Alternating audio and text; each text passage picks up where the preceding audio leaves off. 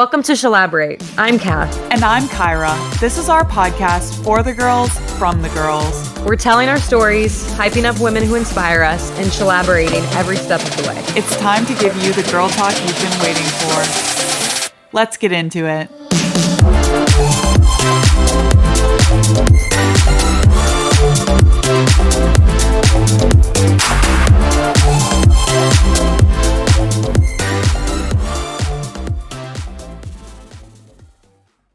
Welcome back, Shalaborators. We've got a really special guest with us, and we're really excited to talk about this next topic. We are going to talk a little bit today about Rustout versus Burnout. I think most people have probably heard what Burnout is, and a lot of people have probably felt Rustout, but probably haven't actually been able to have a name that they've associated with it. So we're going to give the definition of it real quick. Burnout is a state of physical, emotional, and mental exhaustion caused by prolonged or excessive stress, often related to work or caregiving responsibilities. And the definition of Rustout is a psychological state that occurs when someone feels under-challenged, bored, or unfulfilled. And neither Kathleen and I are experts in this, so we wanted to bring in someone who has a little bit more expertise than us. Would you be willing to introduce yourself for our guests? I would love to. First of all, thank you for having me, for being on the list of people who could come and talk about this. But I'm Alex. I currently work as a mental performance coach with the PSYOP community at Fort Bragg, and that's something I've been doing for about, I just hit 9 years. Wow. So I think a pretty good analogy is thinking of it like a strength and conditioning coach, but just for the brain. So really bringing that element of, are we working on our resilience toolkit, our mental toughness toolkit? Do we have the understanding of how do we actually train those skills, train those techniques, and then be able to implement them for, optimal results in whatever your professional or personal kind of different arenas and performances are. Whatever your profession is, there are going to be certain ingredients. Being coachable, being receptive to feedback, and understanding how to translate that into shifting our behaviors or shifting our thought patterns. When we talk about having productive coping mechanisms and juggling all the plates that we might be asked to keep in the air, really understanding what type of stress do I have and do I have the right recovery mechanism for it. All of those knowledge sets can very much be trained with a good coach, with a good mental performance coach. We don't have any clinical capabilities. So I legally cannot give anybody therapy or counseling. I cannot diagnose, I don't prescribe. It's a very strength-focused field. What are we doing right? How do we be more authentically us? How do we show up authentically us more often? And that's what I love about the field overall. What are some of the things that some people come to you for? Honestly, a very mixed bag.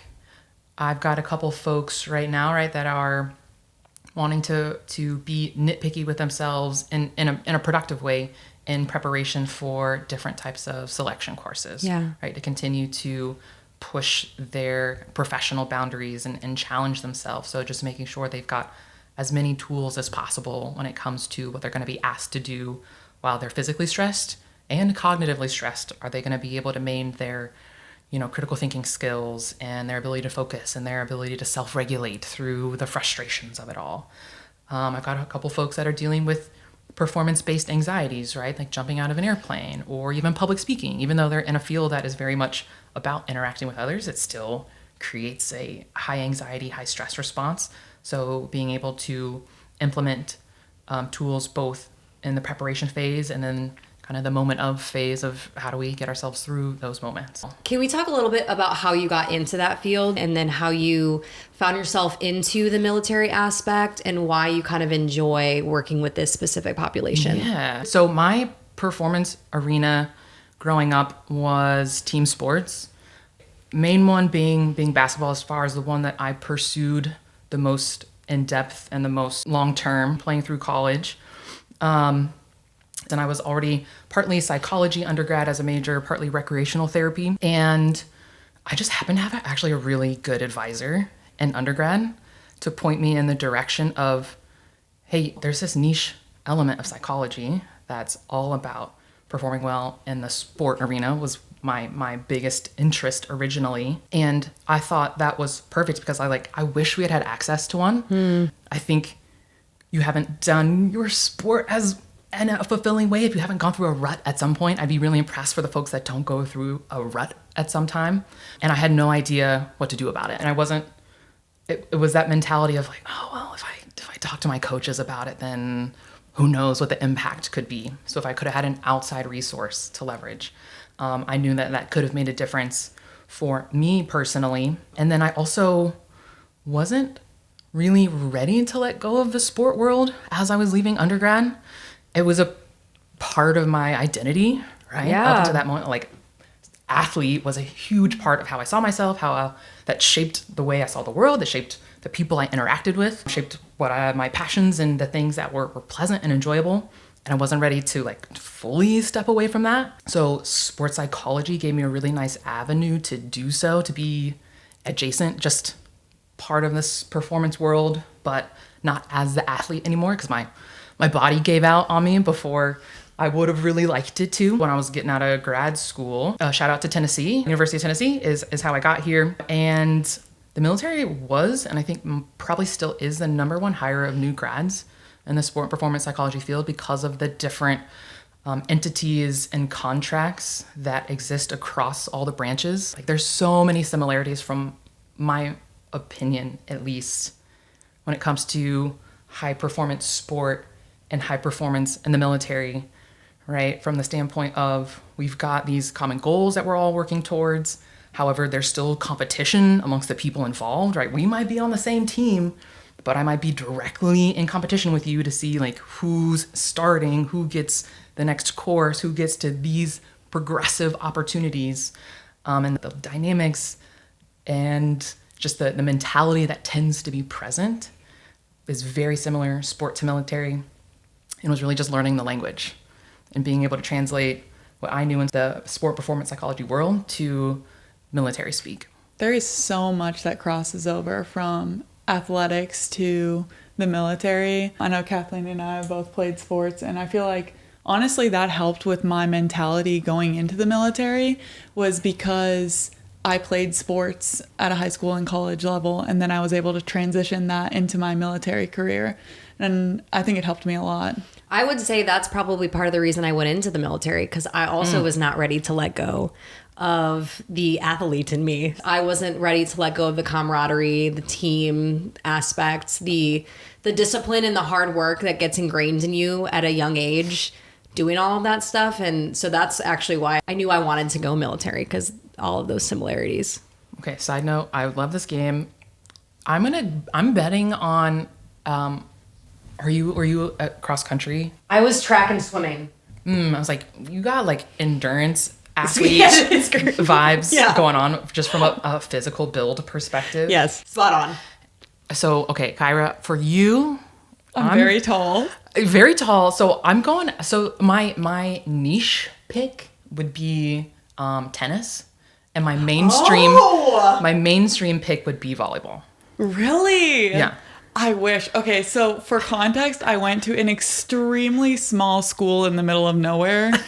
So tennis wasn't even an option at my school, okay? However, for anyone who's watched the show, you can tell I like to dress up as a tennis player. Like, you know, the little cute dresses and the white sneakers? Yes. Love that. What you've seen is you just look like an athlete. Thanks. Yeah. Look like a tennis player. I love that. No, I played basketball and then I rode in college. Fellow baller. Yeah. Oh. Sorry, I kind of derailed this whole conversation. No, we love it. Could you give us some of the symptoms of burnout and Rustout? So if someone in the audience is listening, they're like, oh, I feel like I've experienced that before. Yeah. So burnout, if you think of, maybe for a visual, if you think of stress just like a bell curve, right? Stress is not inherently bad. If we spend a lot of time where cortisol is peaking, that's where we're talking about the burnout realm of the overuse, the chronic stress, the fatigue, whether it comes in more of an emotional sense, a physical sense, a cognitive sense, right? It's usually some combination. It can lead to this detached attitude towards the work that you do or the people that you work with, some cynicism in that realm, as well as that sense of reduced accomplishment. The impact that has on the individual is, as one could imagine, we tend to have just a worse mood because of the exhaustion and a little bit more of the apathy, where we tend to get sick or have prolonged sickness, prolonged injuries. We're putting our physical health more at risk from the standpoint of, right, chronic stress is not pleasant. That's not what we were built to experience. And some of our cognitive faculties in the sense of critical thinking, problem solving also certainly go down the tube. When our stress response is high, it makes it hard to be adaptable and flexible thinkers. So that's kind of what the experience would be.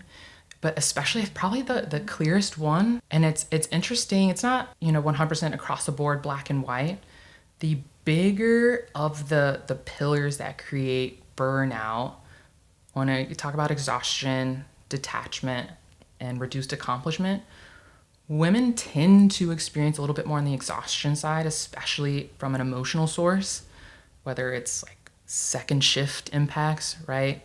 That being, once you're done with your full-time profession and you're in your home space, there's usually different expectations of what your role is at home. So it's kind of like you're taking it on a second shift, pending what cultural norms might be at play, or even within your own family, how you've split roles and responsibilities.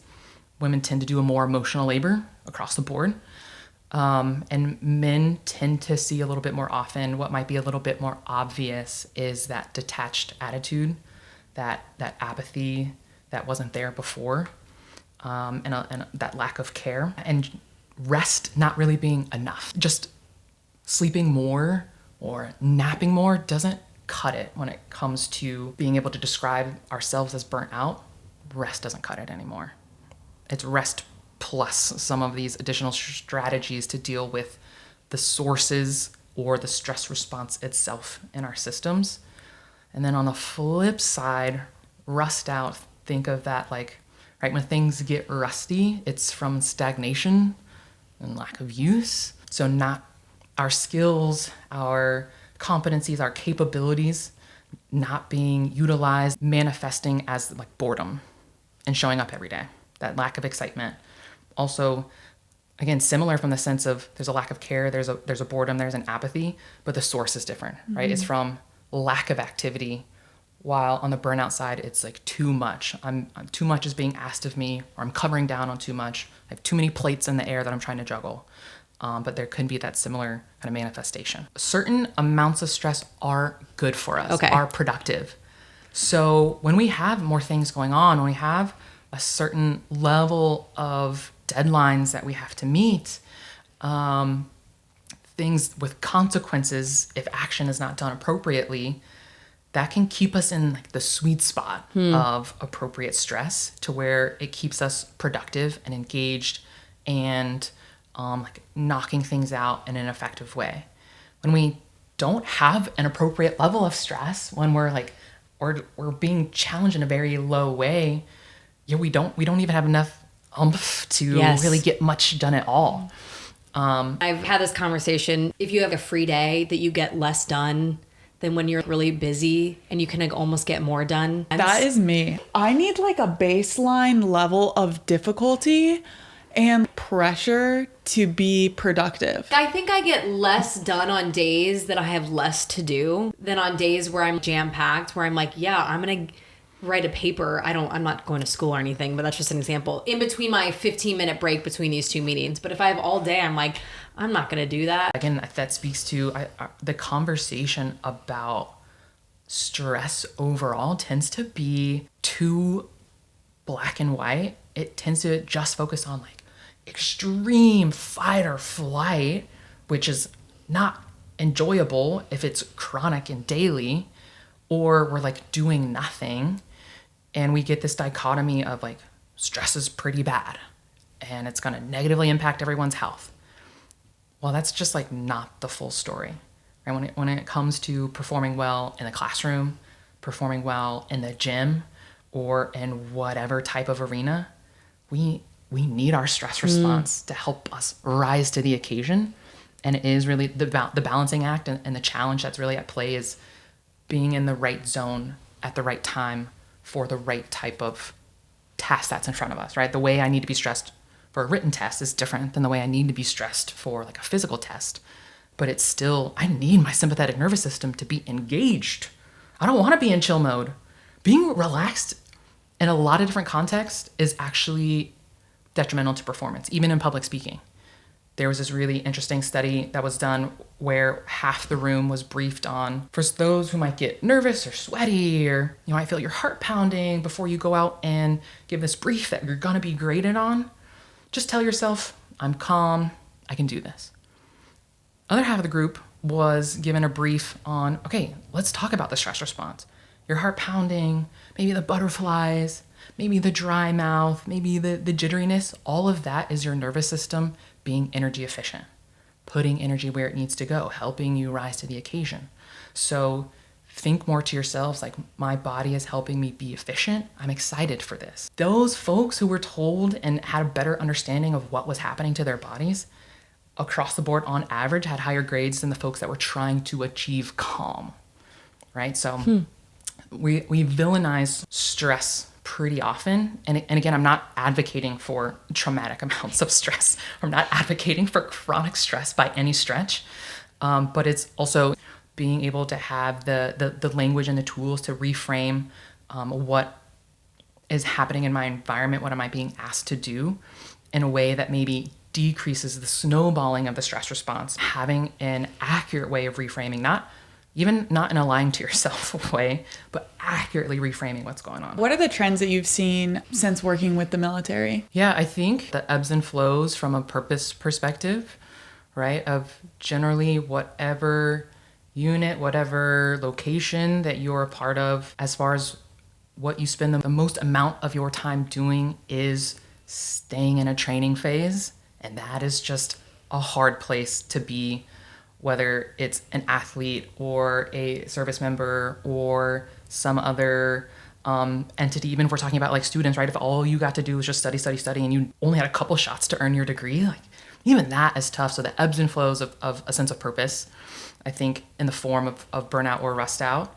And then I would say, in an unpleasantly surprised way, inconsistent, healthy team dynamics, which again, unpleasantly surprising because I know it's a space and an entity and an organization that will absolutely thrive when team climates and team dynamics are on point. But at least in my experience, there's not a lot of effort and work being put into making sure those things are squared away.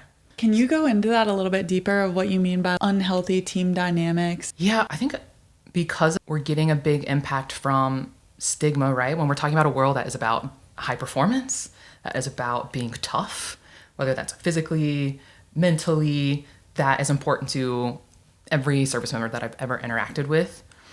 So when we talk about really important ingredients like psychological safety, like vulnerability, even resilience, it's so quick, whether it's a joke or it's real, to get this sassy response like, oh, you would just want us to be soft, like just be weaker, kind of, it's got this connotation of lowering standards, when that's the complete opposite of all of those things.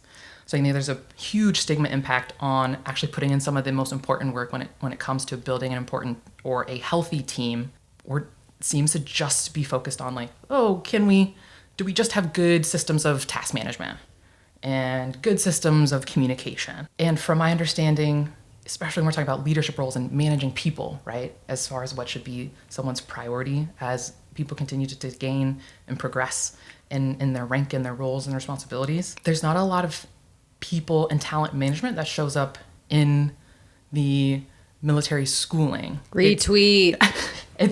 I heard that it's very administrative focused, kind of logistics focused, which of course I know is important, but we're not, as an organization, providing consistent access to resources on, okay, how do I interact with, lead, develop, mentor people? Because there's an art and a science to it, but no one's really providing that guidance for folks in that realm. I think the talent management piece is huge, and it's something that I think leads to both the burnout and the rust out. If I were to pick one thing that probably leads to both of those, in my experience, it's been that. It's been leaders not being able to manage their personnel. And so they're either using one person to kind of do everything, or they kind of don't realize the potential one of their personnel has. And so they're not using them effectively. A lot of these organizations, they continuously preach people first, like humans are our most important asset. Oof.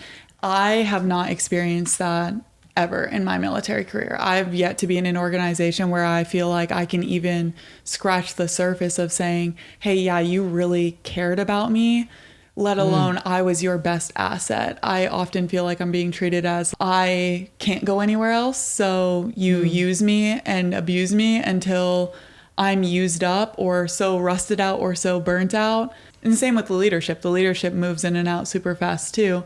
So it's hard to be people first. That's not an excuse for it. Sure. Especially when you're preaching it at every formation, every Friday. I've even had leaders say things like, I love you, which I'm like, you don't even know how to pronounce my name, let alone love me. Well, I would say organizationally, the military is not walking the talk. They're talking about it, but they're not doing anything about it. Not really, from the people first mentality. And we're a family. Do you think that civilian companies are saying things like that? Like, we are people first? Or are they just honest with what they're doing? Like, hey, our goal is to make money. Our goal is to whatever it is. I don't know if there's like a big difference in the military and civilian organizations for that. I don't know if it would actually be drastically different. I would lean towards no, from the standpoint of knowing there are a lot of value statements from more of the civilian sector that have this element of we care about our people, or here we're a family, or whatever type of tagline sounds good. But they also have really high turnover rates, which those two things cannot both right be true. If we care about our people and this is a family here, the turnover rate, the lack of retention doesn't make sense.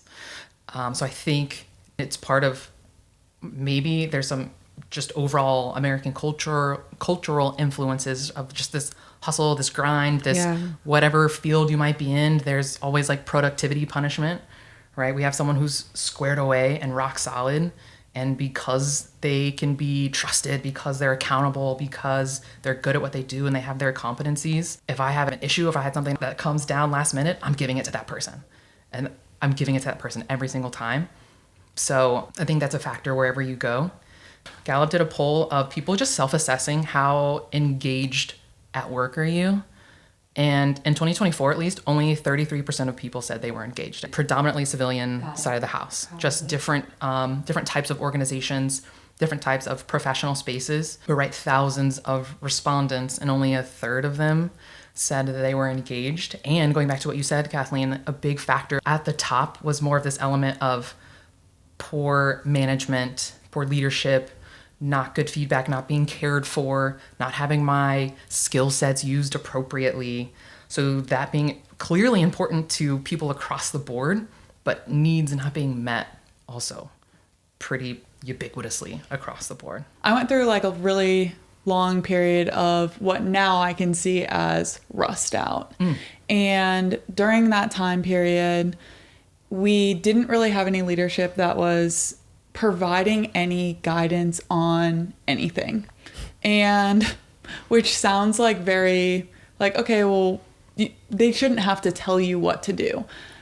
You know, you're supposed to be a leader, Kyra. You're supposed to be the one who's able to figure out what you're supposed to do. We didn't have any type of mission. There was no guidance on train up. So what I would do is I would say, okay, great. I'm smart. I can think of ideas. I would think of ideas and I would start running in that direction. I would be like, great, this is a good idea. I'm going to start planning this, whether it's training or some type of team building event or whatever it was. I would start running in that direction, planning it, resourcing it, doing everything that I needed. And I would, of course, tell my leadership of what's going on. They would be super on board.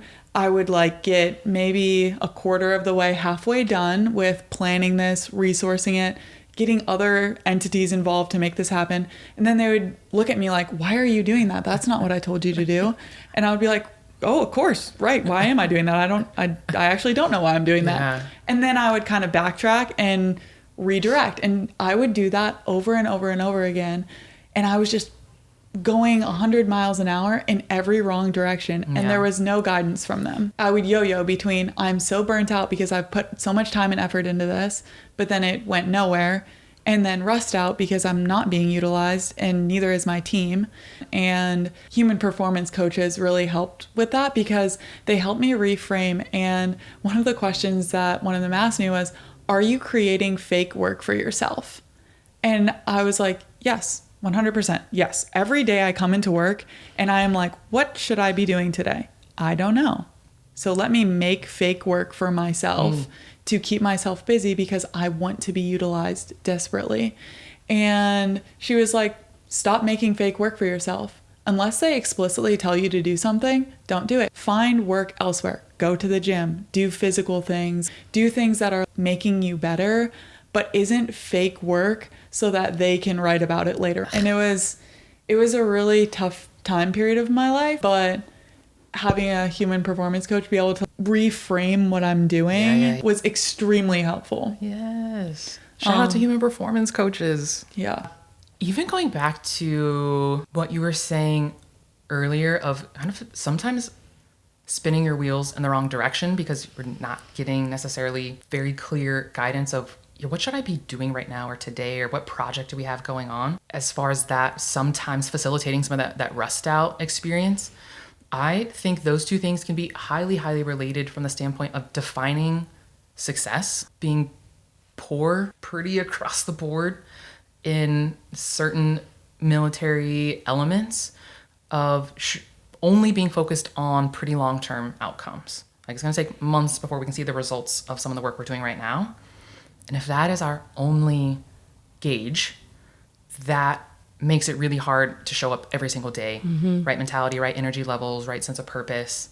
And we can bring some other elements, not to just unnecessarily create busy work, but I legitimately mean more so from the standpoint of some of these other lines of effort from a character standpoint. If we know that this team here is going to be about respect and trust and the pursuit of excellence, can we incorporate that more into defining success? And defining some creative outlets or some of the ways you're individually working and putting in time, energy, attention into whatever kind of side project, because the big one doesn't have anything to do for the next 2 weeks.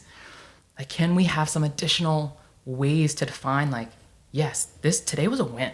And this morning was a win because of me putting certain values or character into action by way of XYZ.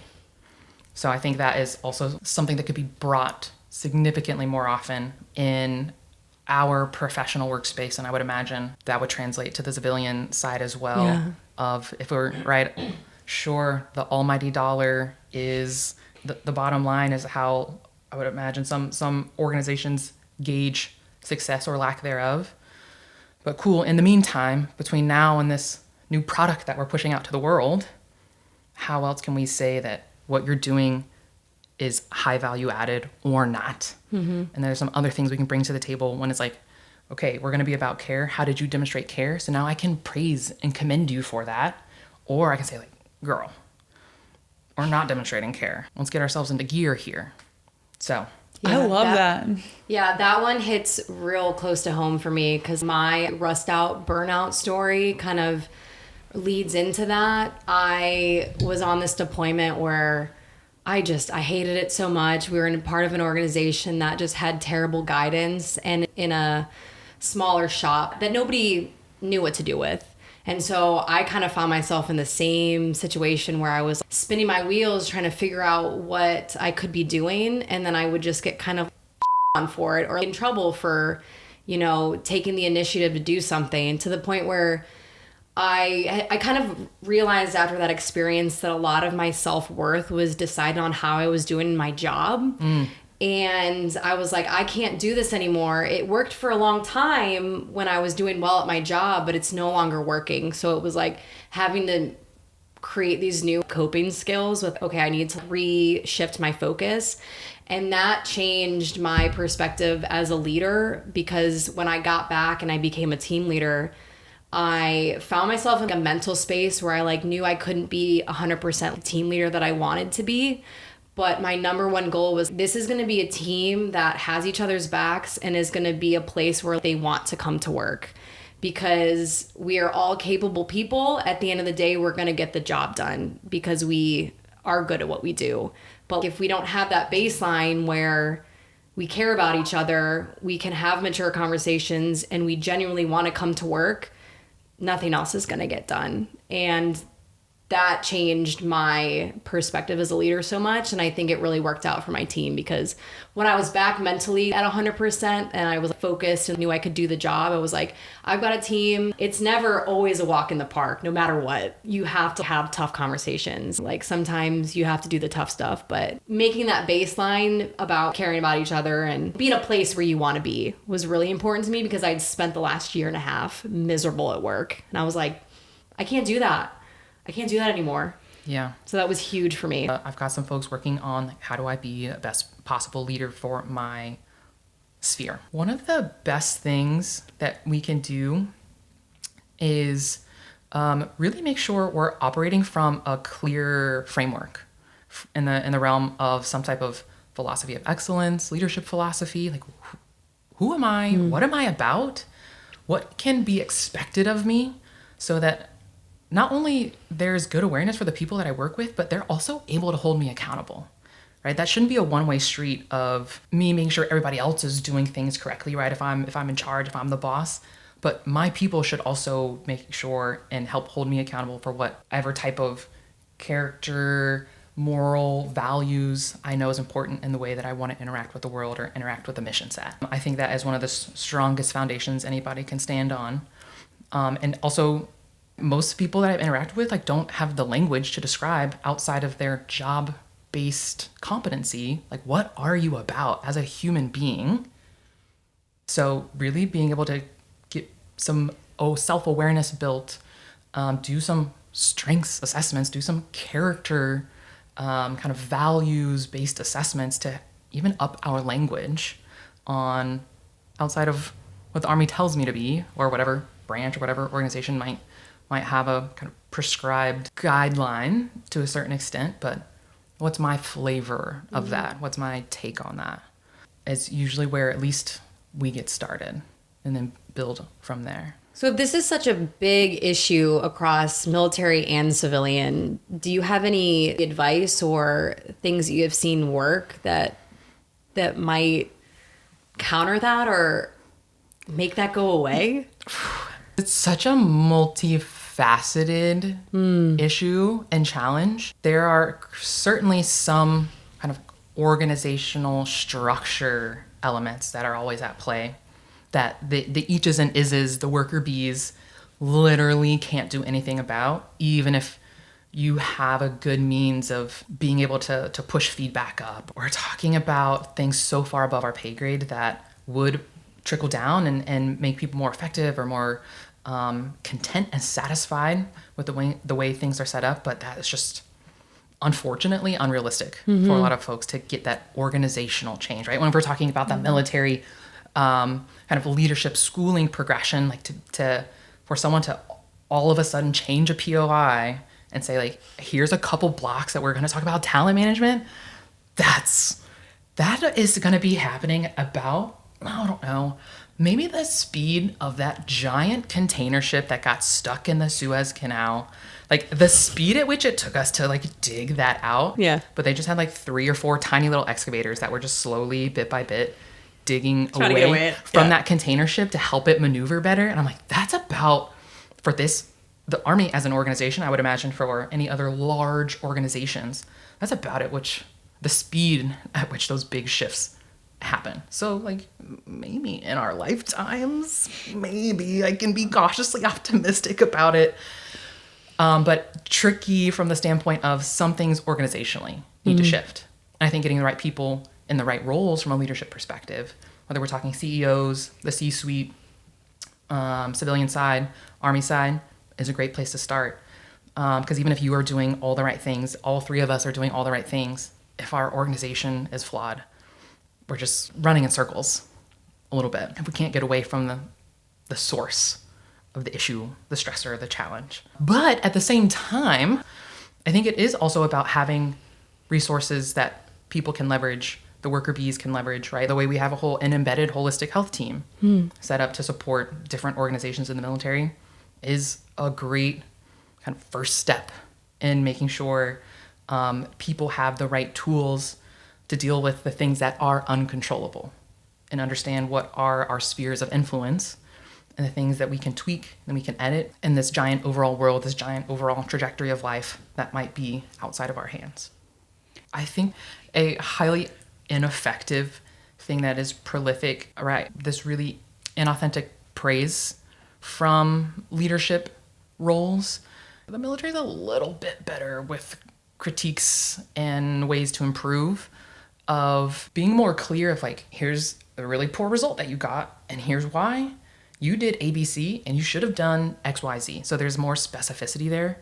When praise is getting delivered, it's usually like a attaboy, attagirl, or some random person you've spent exactly 60 seconds ever talking to in your entire career is like, job well done this week, like dapping you up in a formation. It's like, because there's not this common language and there's not these other elements of success. So I think in particular of these additional definitions of how do we show up and be successful today is our biggest return on investment is being able to use that in helping people maintain a sense of accomplishment, maintain a sense of I'm progressing, or I'm at least like sustaining.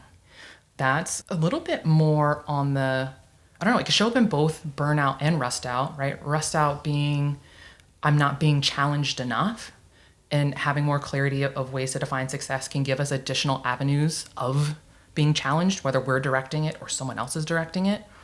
But then on the burnout side of the spectrum, in addition to the exhaustion, in addition to this depersonalization, I feel a little bit more detached from my work, is also this reduced sense of accomplishment. I'm working my butt off, but I'm not really getting anything out of it.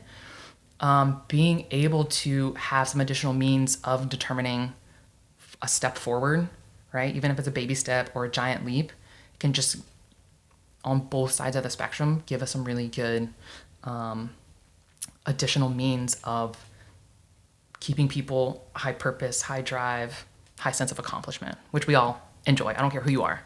I think everybody wants to be able to put themselves under that category. And for the big nerds out there, just to give you the specific language, right, of outcome goals being the big long-term things, right? I want to lose 25 pounds. That's the big long-term outcome I'm working towards. That's cool. It's going to be a while before I see that or significant progress potentially. So we want to incorporate some person-focused goals. So like me compared to me.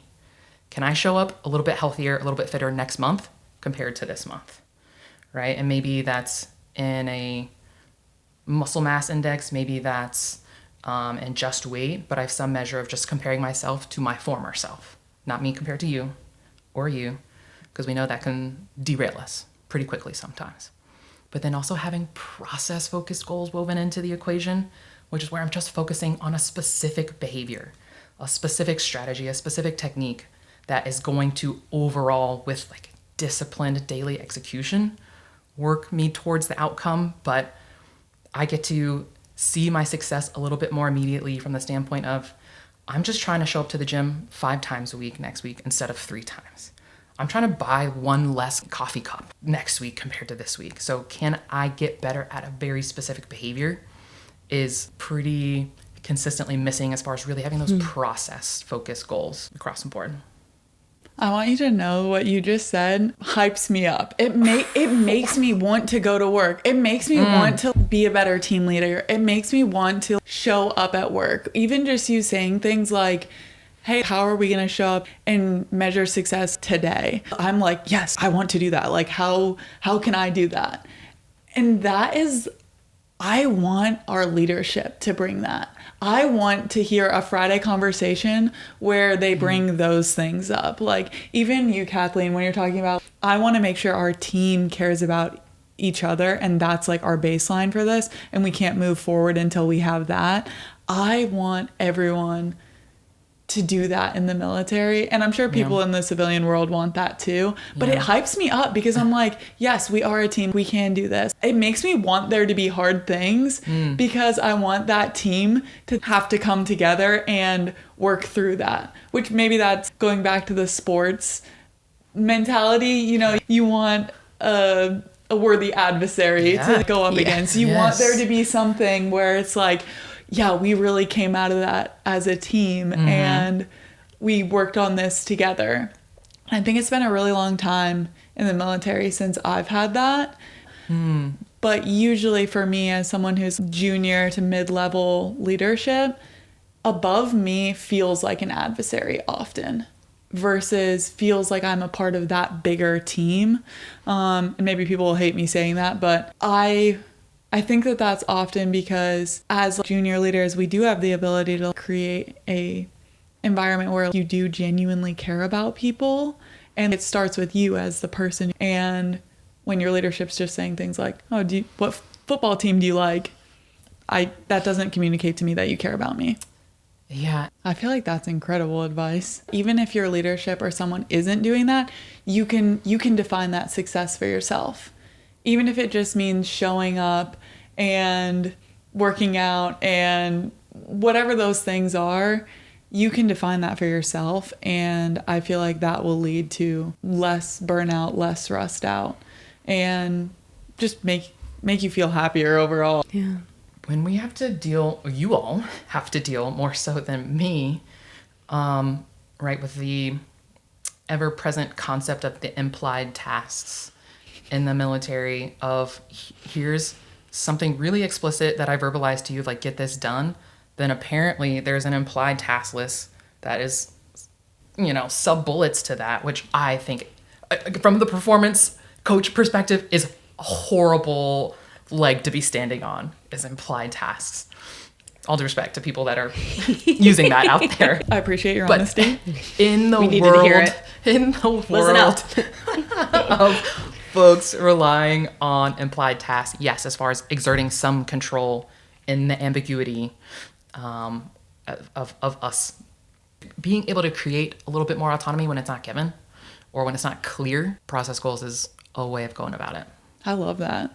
Earlier, you kind of talked about how there's a lack of vulnerability in, like, I don't want to just say leadership because there's a lack of organizational, I think, emotional intelligence and vulnerability, which then lends itself to increased rust out and burnout because we're asking people to do things. It doesn't really make sense. And then that's coupled with lack of emotional intelligence when we're asking people to do hard things or just not giving them guidance at all. One of the things that you talked about was women having like a lot more burnout just because of the maybe having to come home and do work.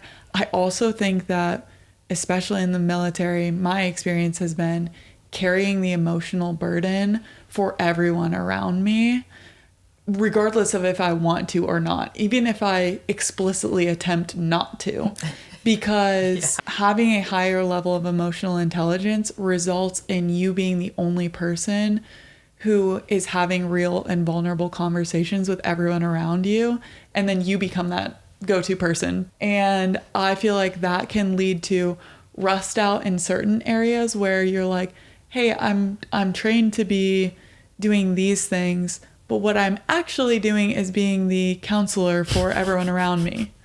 What I'm actually doing is being the only person who's willing to raise hard questions in meetings.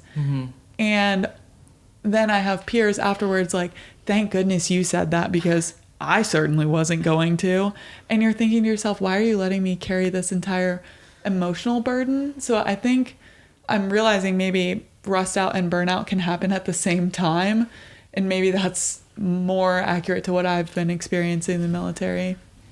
Yeah, on the kind of how it might impact women in particular with this idea of emotional labor on the rust outside. Yeah, again, it is kind of that niche of I spent my time in school and developing a certain skill set, but I'm being asked to do these a little bit gender role focused elements. Make a wall. Plan the family readiness group meeting. Plan a party. Just spitballing. You're in charge of the of the You unit all are fun too day. ready with these examples. Way too ready with them. Yikes at all of what you just said. But yeah, exactly. Case in point, there might be again some not necessarily malicious intent. Not malicious intent for the most part, I would hope. But gender roles being a factor in who is asked to do certain things outside of their main scope, and that adding to that rust out element of like, hold on, I'm highly trained to do what? And I'm team counselor? I'm team party planner? Excuse me? What's going on here? While on the flip side, if we're talking, I think if that's the go-to, if that's the rut we get stuck in, then yeah, that rust out may turn to burnout from the emotional labor, the exhaustion of carrying the emotional load. And even similarly, I had never heard this term before, but going back also for big book nerds, the Nagasaki sisters, I might be butchering that pronunciation. We'll link it. Tell us. Yes. It's these two sisters, one's in the health psychology field, one's in the music realm. She's a conductor. And they wrote a book about burnout and specifically about a female experience and the cultural implications, and how the experiences can look different based on some gender norms.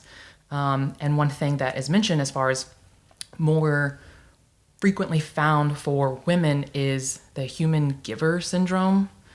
There's, in US culture at least, right, the norm stereotype of kind of women being a resource for everybody else, of rest being selfish, of I roll my responsibility maybe both in the home and in my profession is to make sure you're squared away and you're cared for. And that's expected more of me than a male counterpart. So when we're talking about that kind of building over time, like, yeah, that's where we get really heavy into that emotional exhaustion. And I realm. think also in the military, probably in the civilian world too, if you're already fighting for your seat at the table, if you're already viewed as someone who maybe doesn't belong in this group, and every day you're showing up and you're like, I not only have to prove that I am qualified to be here, but now I'm proving daily that I still belong here, that I'm still good enough, that can lead to a lot of burnout as well. And then when you're coupling that with like, now you are the resource for everyone, that I think is extremely frustrating. And that cycle is vicious in the military. I'm sure that there are gentlemen that experience that as well. I just know amongst my female peers that is something that is just extremely prevalent. Yeah, and I think maybe even going back to what you were originally hitting on with this, I don't know, like treating vulnerability like a leper, or something that is ineffective. And I think that stems from a really poor understanding of what we're even talking about, especially in the military when, right, how mission sets can get discussed is we are going to attack our adversary's vulnerabilities. So a certain language fully associates it, and the connotation is weakness. When we talk about healthy human dynamics and healthy human relationships, we're talking about being able to show up and speak your mind or share an idea, share an experience, and not know how the other person's going to respond. That's vulnerability. Being able to empathize and even identify emotions, like that's part of vulnerability. Being able to say, I don't know, and not being afraid of like consequences or blowback is vulnerability. So I think it can very much stem from, as far as factors involved here, is this just really poor understanding of what we're even talking about. Just having bad associations of vulnerability to weakness versus vulnerability to like actually this is a tool that can strengthen us, especially not just peer-to-peer, but in particular when we're talking about leader to subordinate, boss to employee, mentor to mentee. Vulnerability is one of the strongest things we can do, especially when we are in a mentor leader role, and facilitating some of those really good dynamics, whether that's one-on-one or in more of a collective sense. Yeah, when you're willing to show, oh, I am a human, rather than I am a robot that has been programmed by the military to seek and destroy the enemy, that is like super important, because we'll say things like, oh yeah, human first, but then it's like, oh, well, I've never once ever in my life gone to the doctor, so I don't know why anyone would need to do that. I've never cried. I've never ever cried. I would never ever seek behavioral health because me personally, perfect. But then we expect our subordinates to then go to the doctor. We expect them to do all these things. Call them out, Kyra. It's wild, because you're saying like, oh, this vulnerability, but it's honestly just being a real human being and being willing to share that side of, I'm a real human being who faces challenges, who, you know, needs support sometimes, who needs to take care of myself, and being unwilling to share that. Not that you need to be like, oh, hey, I'm going to the lady doctor today. I got problems. You don't need to say that. But when you on the same coin are saying like, people are our greatest asset, but then you get mad when someone has an appointment and they're trying to take care of themselves. Yeah. That doesn't make sense to me. Yeah. But yeah, I think it's just, are you willing to be like human around the people that you work with? And I found it better to do the role reversal thing of when someone's struggling to practice something themselves, right? Being like, okay, let's just flip roles. Let's say I'm your boss, I'm your first sergeant, I'm your commander.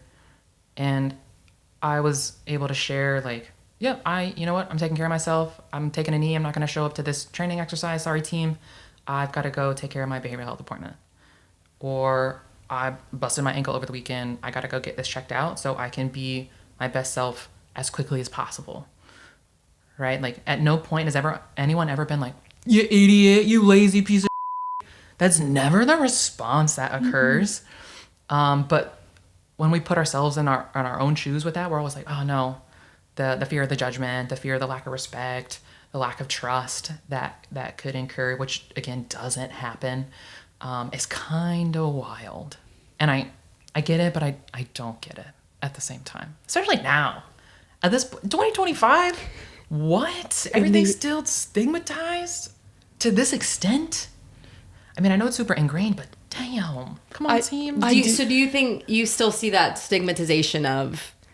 It's gotten better. Yeah. Even compared to 9 years ago when I was first getting introduced to this world in particular, even my own experiences as an athlete, right? And dealing with my own stigmatized beliefs about seeking help, right?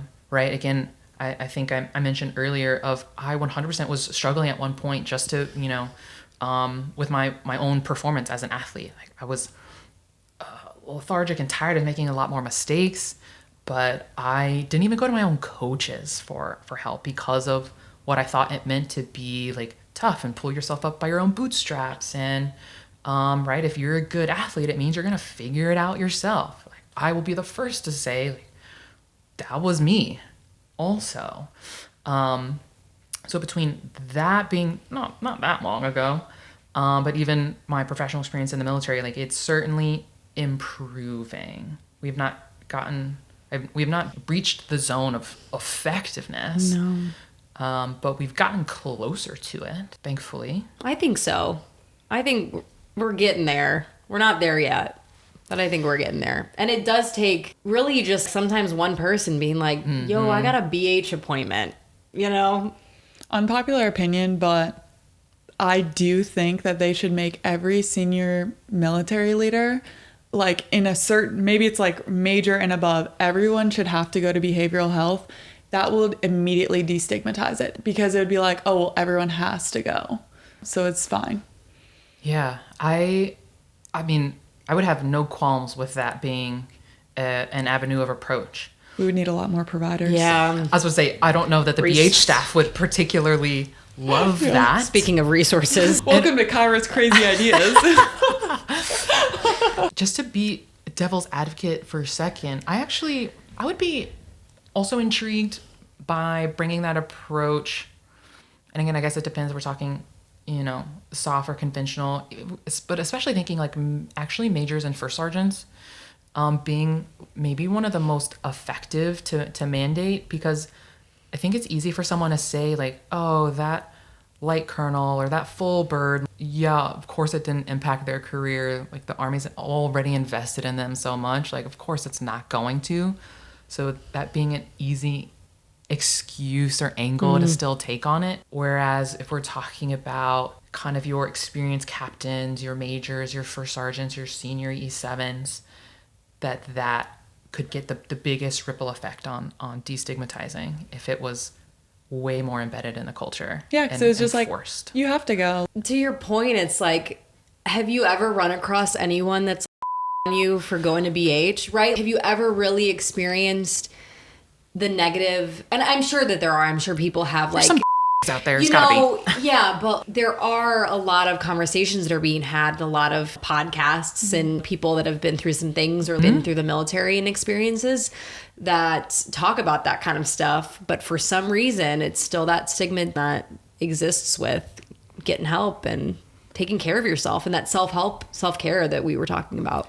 Even surprisingly, still physically, I know some people are still bragging about like never using sick call. And that is just bonkers. I think one of the best analogies, at least from my random civilian point of view, is this idea of, right, when any piece of equipment, car, weapon system, whatever, malfunctions, like our immediate response is go get it checked out. And if we don't get it checked out, we're the idiot for working with and operating a malfunctioning machine of some sort. Like that's really dangerous, or it can be very, very dangerous in the long haul. But as soon as we're talking about human capital, we're just like, well, maintenance. Maintenance.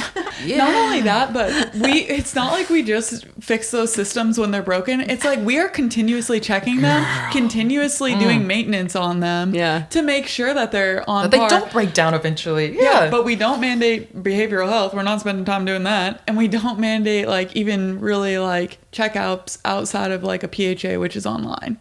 That's wild. That is truly wild. But to bring it back to a little bit of a positive note, is what's one thing that you would want to tell people if they're going through Rustout, Burnout, and are kind of like in the midst of it? I would say a really, really good place to start is putting some work into being able to understand the source of what I'm dealing with, whether I am on the Rustout side, because right, the way we'd approach that might not be identical to the way I would approach it if I'm on the Burnout side. So separating the source of the stress, the stressor versus the stress response I might be experiencing, because if we're again trying to do something different, if we're trying to address just our stress experience, if we don't know what it's stemming from, we might be spending our time even doing the wrong thing. And that just builds on the potential frustration or builds on the potential exhaustion. So some of our time well spent could very much be like really breaking those things down. And as an example, shout out to Brene Brown, pulling an example from one of her books. She used a military example of she was working with a high-ranking Air Force commander who was talking about their experience in doing kind of in like an intro brief with a lot of new airmen. And they asked those in attendance in this giant auditorium, like, raise your hand if you're tired. Most people put their hands up. And they said, okay, put your hand down, raise your hand if you're feeling lonely. Some people put their hands down, some people kept their hands up. And the point of that anecdote was actually talking about leaners leaning into difficult conversations, which is great. One thing I really took away from that is, man, like we could all benefit from understanding of what's driving the fatigue, the exhaustion, or the boredom, the apathy, because a lot of things manifest as just the stress response. If the source of my stress is loneliness, and maybe you're my boss, you're my leader, and I'm like, oh man, like I don't know what's up. I'm exhausted. Maybe you're trying to take care of me and you're like, you know what? We don't have a lot going on today. Like, call it quits. Go on, head back to your room. And I live by myself. And so now I'm possibly being put back in the stressor because I don't know that that's where it's coming from. So being able to take the right steps takes a certain awareness and understanding of what is creating it, and not just dealing with the stress physiological manifestation, which is important. So, but being able to exert some control over the stressor can be pretty critical as well. One thing I'll hit on, again, pulling from the work of the Nagasaki sisters, sometimes one of our best things we can do is actually complete the stress cycle. So, right, like historically, evolutionarily, it was experience a stressor, something that like was threatening life, limb, or eyesight in the form of, there's a saber-toothed tiger over here.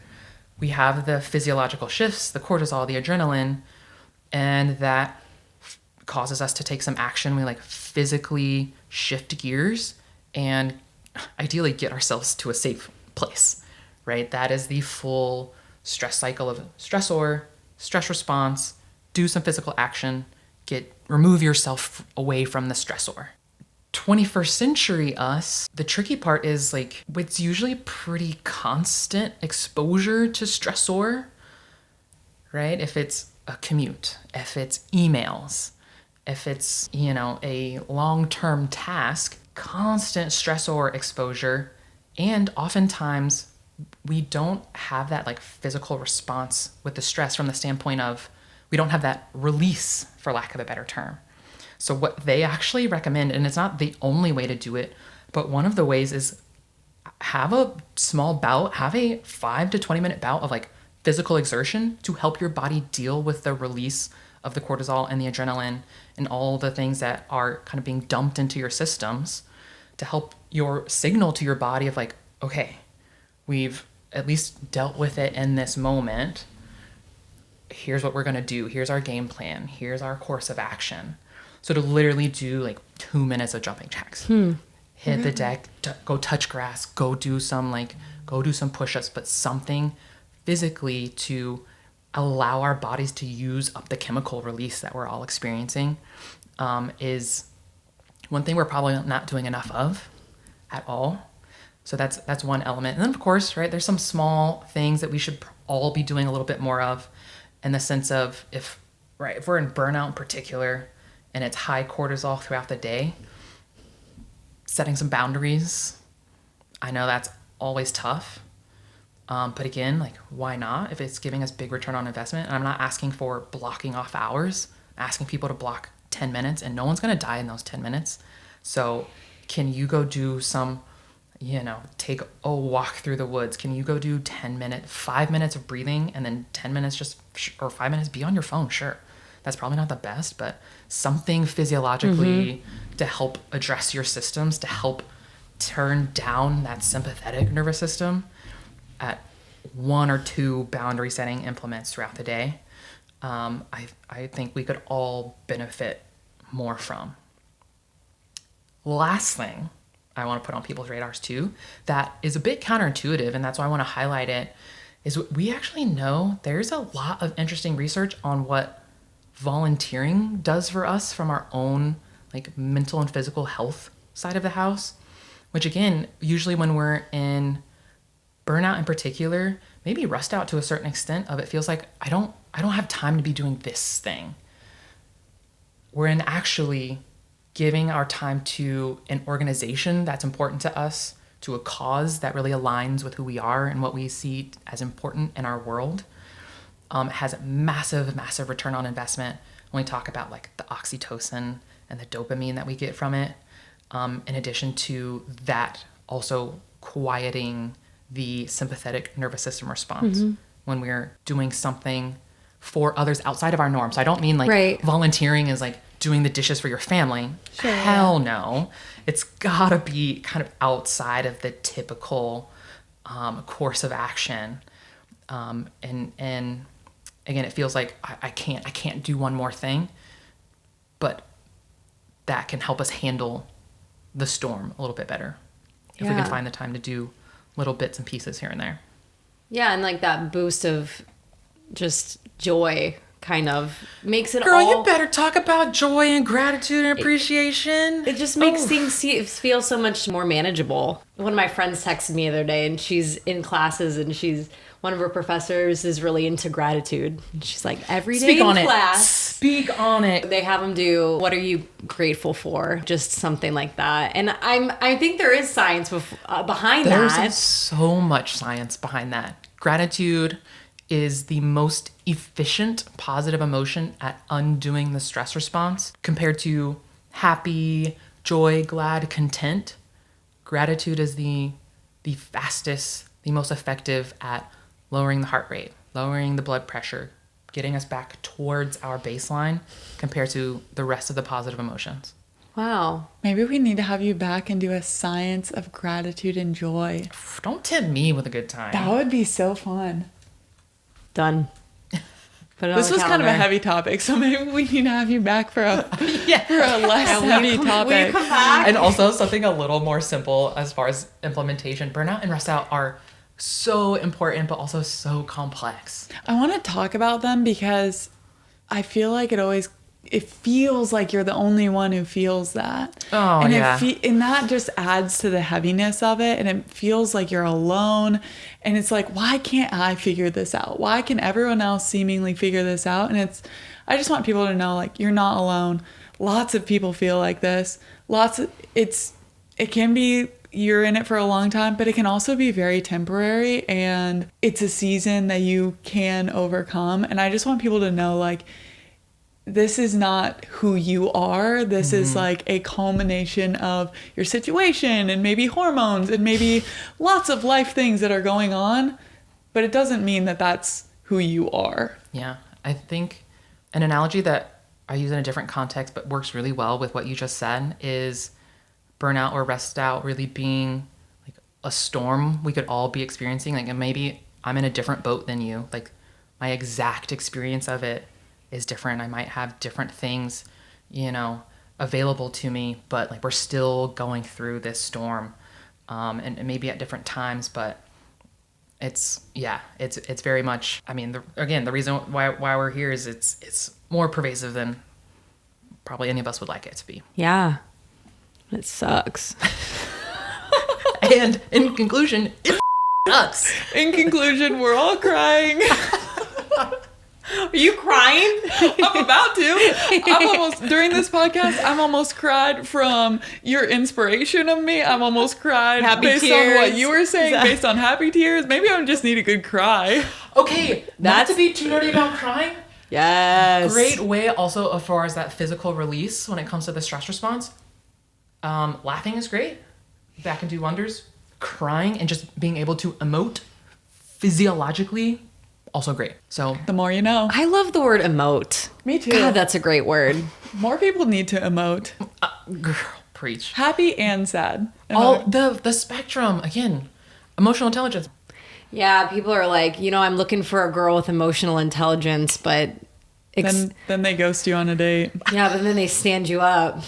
They in fact have the emotional intelligence of a peanut themselves, but this isn't a specific scenario. That happened recently. Happened Who's yesterday. to say? Okay, let's go back to they specifically said they were looking for someone with emotional intelligence. You know As how- like part of the profile. You know how Yeah. on dating apps it's like, what are you looking for? Yeah. And I feel like emotional intelligence is kind of a cop-out. It's like, yeah, everyone's looking for their best friend. Everyone's looking for someone with emotional intelligence. But after this past experience, I'm kind of like, okay, if you're looking for someone with emotional intelligence, I'm going to need you to pass a very, very simple test to find out if you yourself have your own emotional intelligence. What does that I do even think a mean? lot of people seek partners for things that they do not have or things that they want. Or use it as a buzzword. Yeah. I think it's one of those things. It's like gaslighting or emotional intelligence, or these just like these words that people throw around that if it hit them in the head, they wouldn't even realize it. Mentorship. Mentorship. Oof. I said that being put on the buzzword. But yeah, the fact, again, if someone's saying, I'm looking for someone with emotional intelligence, so the rest of the people that don't have it listed are looking for an emotionally stunted. I'm looking for someone pretty. yeah. Or like, no, what are we? Am I just out here looking for someone? So the rest of us like are a toad? just looking for uggos. What's your hottest hot take? So, one of my hot takes is fruit does not belong in dessert. What? Thank you for saying that.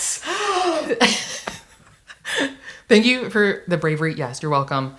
Do not bastardize my desserts with your hot fucking apple pie. Sorry. Don't be putting peaches in my pies. I don't want a hot fruit pie. I don't want a hot fruit cobbler. I don't want blueberries in my pancakes.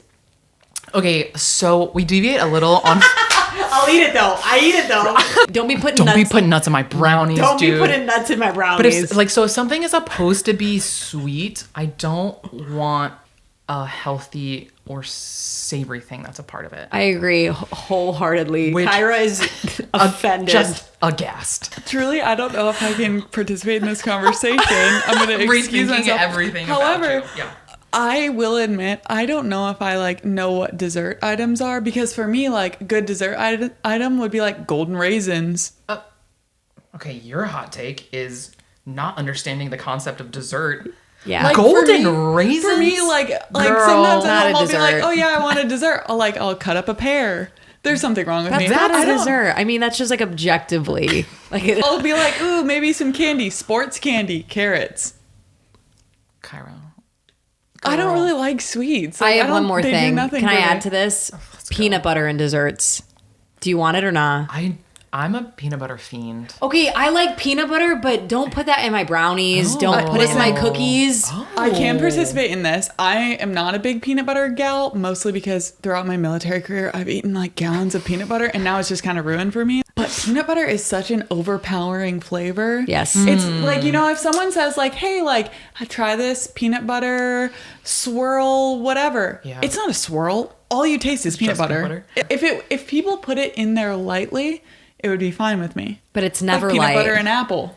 Just a little bit of love peanut That's butter. good. That's a good That's a combo. dessert. Maybe That's a peanut butter with some an celery. afternoon snack. And a dessert. It's not a dessert, Kyra, dude. first Dip it of in all, chocolate. With I'll some give it to raisins you. on top. What? Horrendous. dessert, dude. That's horrendous. Sorry, I just threw up in my mouth. A little bit. offended. Banana with peanut butter. That's my breakfast for breakfast. That is literally about to go on a run. With some honey. Dessert. Yes, do that fruit thing. I thought I that's was a the crazy- only one. No, I'm that's like a apple pie. Trash. Crazy. Absolute trash. Guys, I feel attacked. You know how many times I brought like lemon bars to things? Hell no! Don't even Is offend lemon the me with- worst? Lemon's the the worst. absolute worst fruit that could be in the dessert realm. With a Lemon, very dude. close second as key lime pie. Yeah. Or lime. I Guys, those are my literal. If I eat something and it is sweet, I always go for lemon, or I go for key lime or raspberry. That's what I go for. Guys, I think something's wrong with me. I think Yes. no. We'll go with that. Well, We'll go with not this. because of the fruit thing, because I do okay. think that we are in the minority for that. What, Yeah. in your opinion, is the perfect dessert? Great question. So I'm a chocolate gal. So I don't discriminate much as far as what form it comes in. Chocolate cake, great. Cookies, great. Cookie cake, great. Brownies, fantastic. But anything that is like loaded with chocolate ganache, I do like peanut butter in those things. Okay, fair. Yeah, any form of that. I don't want to ruin your hot take, but what about chocolate melted with like strawberries, or like, Yeah. what's that restaurant that does that? What about chocolate fondue with all the fruits? Pass if I'm eating it with fruit. Pass. That's I lost Kathleen on that That's one. really the Oh, only I form. lost you, that's dude. the only form I'll eat chocolate. I'm all about fruit really being in its most natural form. In a fruit salad, in a smoothie, you're just Yes. eating it raw, basically, obviously, like unpeeled or whatever. I don't like really fruit in any. You know what's particularly offensive to me? When you go to ice cream place, Yeah. but you do it yourself, and people are putting on like strawberries and that. such tomfoolery happening in those establishments. Tomfoolery. I don't want to be a part of that. From now on, I'm never in charge of desserts at any formal event. Again, maybe Elaborate. you would be, if you got a good lemon bar, you might be pleasing the masses. But I just know, truly think that we are the minority. yeah. I do think we are the minority. I usually get more of your response when I say that. Yeah. I rarely get Kathleen's response. Interesting. It's a little bit more of like, you're un-American. Yeah, I think I catch the most grief. So born and raised in Georgia, when people are like, what about peach cobbler? I'm like, that's the worst. I actually don't like even the smell of peaches, but fleshy fruits really just don't do it for me. Extra. Crazy. Plums, peaches, Whoa. not my fave. I'm. I like a crispier fruit. What about and dates? bananas. I feel like Pass. dates are polarizing. Dates with a little honey on it? I love dates. As a dessert? I've had a bacon wrap date that had honey on it, and that was tolerable. What about dates, honey, a little pistachio? Dessert. I would try yes, it, but it's not my dessert.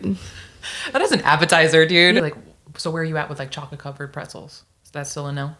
I do like chocolate covered pretzels. That's actually one of the chocolate things that I like. Separately, Almond Joys to me are the epitome of candy. But that's because the coconut. I love the coconut. I love coconut. fruit. Oh, is it? Is A it? nut? I think technically it's an. Hey Google. Hey, I'm gonna Siri. Google that actually. I actually don't know. I do want to know. I'm not sure. It's a fruit. It's a fruit. Okay, interesting. Like, I'll- Wait, Oh. botanically, it's a fruit, a nut, and a seed. Oh, one of those. Oh wait, but technically, it's not a true botanical nut. It functions as a seed. It's a. I don't care. That's too much. That's too yeah, in-depth. that's too much. We've gone too far. I will do a Samoa as the Girl Scout cookies. The As best far as, one like, by far. I Samoa, also agree. Tag along, Big Gap, everything else.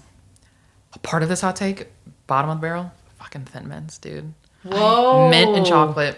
I am a purist. That is a I hot take too. despise mint and chocolate. Okay, I think here we go. mint and chocolate is Horrible. disgusting. You don't like the Andes mints that they give you at Olive Garden? I got tricked. I thought that was a regular fucking piece of chocolate. Oh, They're just like, bummer, dude. take a piece on your way out. When I was a youth and didn't have the youth. worldly knowledge yet, and I spit that out immediately. It's that bad. So you like mint though? Just mints, great. Okay. Just chocolate, amazing. Not Put them together. You like them Mint together? chocolate chip ice Yeah. cream. Get out of here. Get out. I will not eat it if that's the only ice cream I'll available. pass. I will I'm not eat passing it. on dessert if that's the only option. Mint ice cream. If it was plain mint ice cream, Yes. I would eat it. Okay. With like Peppermint some ice cream? dates in it and some pistachios. That would be delicious. Mint and chocolate's terrible. No one should be eating that. I love your hot take. Hot takes, That's dude. the best one yet. Thank you so much for being on the show and sharing this with us and being vulnerable and talking about these things. So much knowledge. Seriously. Pleasure. So much. Happy to be here. Yeah, let's do gratitude and joy later on. I love that. I think it'll be Let's do super it. fun. Yeah. Okay, we'll put it on the calendar. Maybe a season 3 thing. We look love at it. ya. This is going to be our first installment of Chat with Alex. We appreciate you coming out, and we're excited to have you back. Thanks for tuning in. See you next time. Bye. Thanks for listening to Shalaborate. We can't wait to bring you more episodes. Don't forget to follow, like, and drop us a review. Our episodes are available on Apple Podcasts, Spotify, and Patreon. If you liked the show, post it on your social media and pass it along. Women supporting women is the whole point. We'll be back next week with more opinions, more stories, and more collaboration. Until then, I'm Kath. And I'm Kyra. This podcast is for the girls.